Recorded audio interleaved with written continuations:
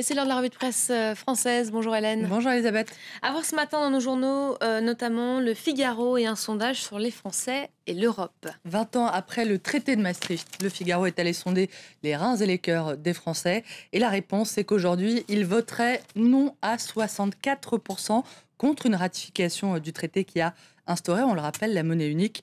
Ils étaient 49% en 1992, le signe du désamour des Français pour l'Europe, d'après Le Figaro, qui livre cet autre chiffre. 65% des Français ne souhaitent pas que la France abandonne l'euro. Bref, les Français sont de plus en plus eurosceptiques, sans croire toutefois à un possible retour en arrière. Position assez ambiguë que le journal résume par cette formule. Pas de rétro-pédalage, mais pas d'accélération non plus. Pas de quoi, en tout cas, faciliter la tâche de François Hollande au moment où il s'apprête à faire ratifier le traité européen sur l'eurozone par le Parlement cette fois. L'euroscepticisme qui touche la gauche comme la droite et qui reste un clivage fondamental qui traverse tous les partis, d'après Le Figaro, qui revient plus particulièrement sur le divorce entre les deux gauches, la gauche gestionnaire, dite gestionnaire, et la gauche radicale, la gauche de la gauche qui a d'ailleurs appelé à une grande manifestation le 30 septembre prochain pour obtenir la soumission de cette ratification à un référendum. Les Français doutent toujours, mais les marchés, eux, visiblement, reprennent confiance. En tout cas, c'est ce que nous disent les Échos ce matin. Le journal titre sur l'accalmie de ces derniers jours. Le risque de crise bancaire s'éloigne. L'horizon apparaît beaucoup plus dégagé. C'est ce que dit en tout cas le gouverneur de la Banque de France dans l'interview qu'il a accordée au journal.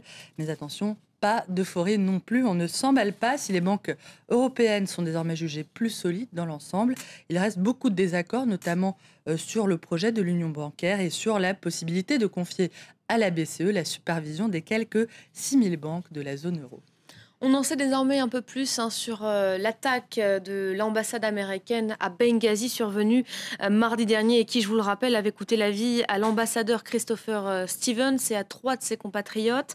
C'était le 11 septembre dernier. D'après Le Figaro, l'ambassadeur serait mort seul à l'intérieur du consulat alors que le reste du personnel avait pris la fuite. Selon le récit qu'a reconstitué le journal, une centaine d'hommes lourdement armés auraient d'abord pris d'assaut l'ambassade en début de soirée, provoquant ainsi la fuite du personnel et la mort par asphyxie de l'ambassadeur. Les plus proches voisins parlent d'une centaine d'hommes, des islamistes, pour certains armés, qui auraient fait irruption vers 20h30 et dont les tirs, notamment au RPG, auraient ensuite contraint le personnel à quitter les lieux. On est donc très loin, on l'entend, de la manifestation spontanée ou du débordement de foule.